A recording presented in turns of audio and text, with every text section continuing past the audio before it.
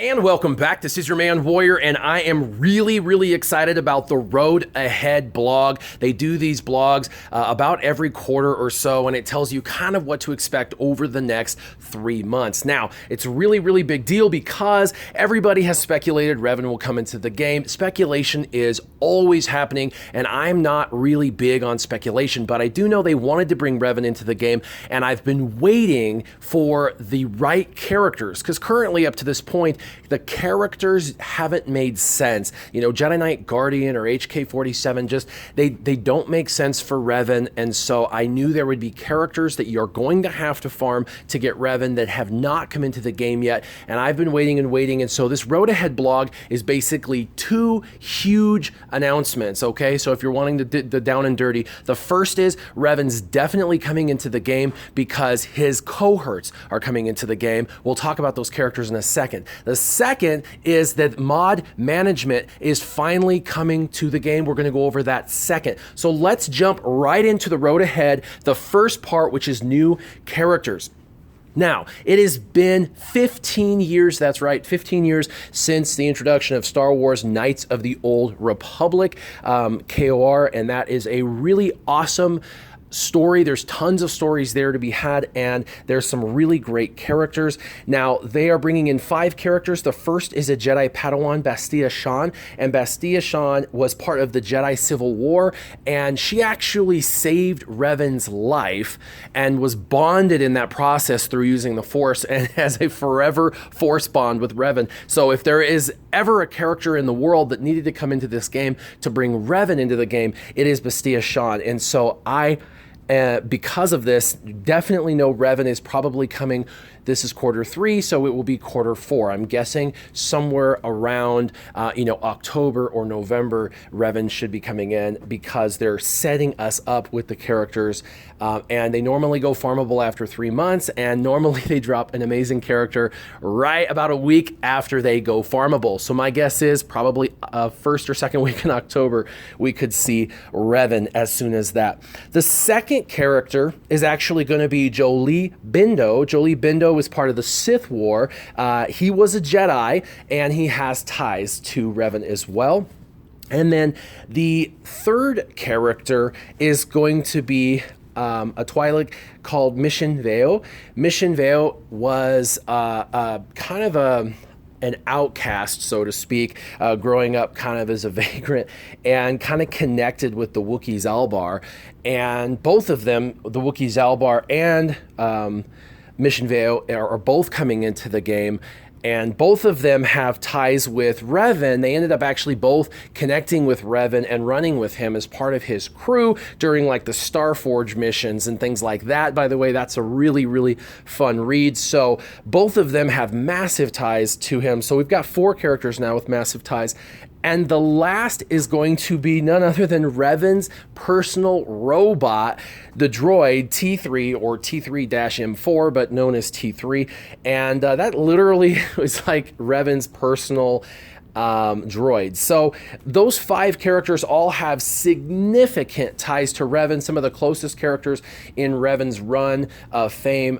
So I believe those are the 5 characters that will be required to farm Revan, and this is a really big deal because everybody has been hyping Revan now for over 2 years and has been wanting it, but we now have the pieces of the puzzle that we need to get Revan. So those are the 5 characters they've announced. They have not announced any more, but I'm sure there are more.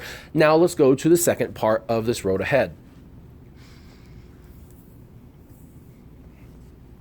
So the second part of the road ahead is going to be mod management. Finally, in-game mod management. Now, I have a bunch of mod videos. Some of the highest watched videos for this game in history are some of my mod videos. And so if you really want to go check out mods and understand them on another level, please go check those videos out. You will be doing yourself and your guild a favor by educating yourself. But the mod management could be broke out into basically 3 parts. The first part is going to be a new mod screen. The basic mod screen is now going to have a basic view and an advanced view. You get to choose which view you want to see. If you're new, you'll want it on basic. If you're not new and you know mods and you're an advanced player, you'll want advanced. The advanced screen will basically look the way it looks Now, the basic screen is going to look different and is going to have the ability to make recommendations on the characters that you have. So if you are unsure how to mod those characters, you can click on the recommended and it will actually tell you out of your existing inventory what recommendations you should do. Now, there are some limitations to this, which is it's going to make some recommendations. Those don't mean it'll be the best recommendation for the Sith raid or maybe for arena, or so there's so many options. It's going to be kind of a generalized rule of thumb. You should probably use, you know, X mod for this particular character. And so it's really there for people who aren't really engaging in mods, which, by the way, is the majority of the player base. Crazy enough, only a small portion of the community really rally around and care about mods and mod management, which is nuts. And that's why they're actually bringing this into the game, because so few people actually engage in mods. It's also why my mod videos are some of the highest watched videos I have offered, because there's so many people confused and really searching for some information. Once you make your decision on basic or advanced, note that it will be forever. So if you choose advanced, you will always have that screen in your game. If you choose basic, you will always have that screen in the game. So choose wisely. Make sure you choose the one that you feel is going to suit you the best. Now, if you are in basic, you can still mod exactly how you want, but you are going to be able to get those recommendations. In advanced, you're not going to get those recommendations. The other thing is that there's a destroy button currently in the game on mods, and it has never served a purpose. Not once ever in the game. It was kind of a silly ad, because any mod you have can be sold, and why would you not get free credits for these mods? Why would you destroy it? It makes absolutely no sense. Now, the second ability for these mod management that's going to be huge is mod loadouts. That's right, presets for mods. And so you can go into the game, you can set mods for Arena 1, mods Arena 2, mods Arena 3, mods Arena 4, mods Arena 5. And then you can, when you switch teams, you can pull a character and select a preset and say, this is the one I want fastest. I'm going to give him Arena 1 preset or whatever. You can name them whatever you want to name them. You could name it, Speed 130 or whatever. And then you'll be able to pull these presets, which is really, really cool for a lot of people that basically use the same set of mods for Arena at all times. You'll be able to move them from Arena team to Arena team pretty easily, giving you an easy access to being able to try new teams in Arena without the craziness of trying to remember what mods you had on what character and all of that. So these mod loadouts are going to be absolutely awesome.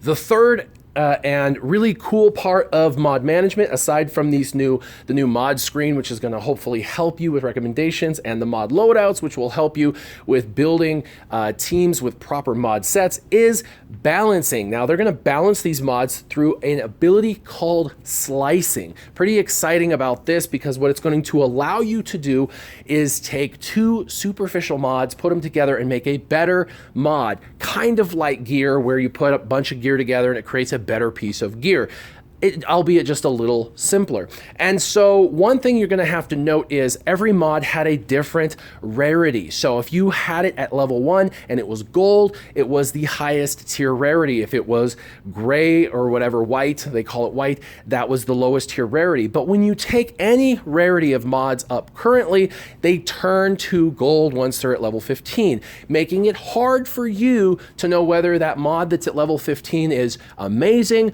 or just mediocre. And what happens is it kind of gets lost in the mix, and it makes mods a little bit less relevant, especially for secondary stats other than speed.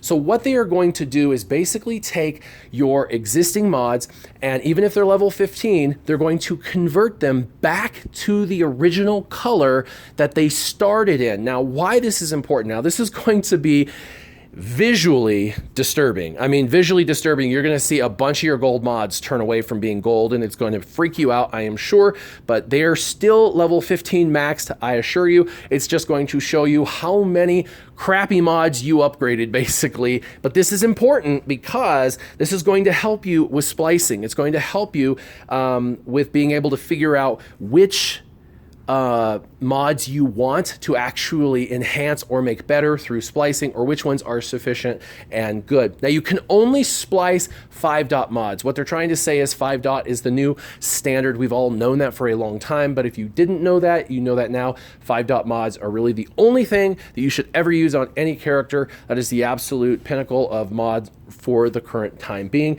And through slicing 2 5-dot mods together, such as a green with a white, it's going to go up in stats. It's going to randomize stats, give you additional stats, and create one mod that is better than the original 2 mods. So this is kind of a cool thing. You're going to be able to upgrade your mods and make them better, but just note that they are going to revert all the original coloring back to what it was when it started at level 1. So you'll be able to see truly which mods were really, really good and which ones weren't so good. Now, this doesn't mean you need to go in and start selling all your white level 15 mods because you made a mistake in the past. That's not necessarily the case, because there are a lot of mods out there that are going to have speed secondaries after they've rolled that may have been blue, that you have 13 blue, 13 speed secondary or something. You're not going to want to toss them. Pay attention to their secondary stats because they still may have significant value.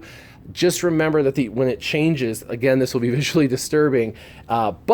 So there you have it. You've got Revan coming into the game, these 5 new characters, which are going to be the characters you're going to have for Revan. They will probably drop free to play about a week or 2 prior to Revan coming into the game. That's just how it's happened in the past. So I would expect Revan probably in October, mid. We've got mod management coming in. We've got a new mod screen, basic or advanced. Choose wisely which one you want. It will make recommendations for mods on basic.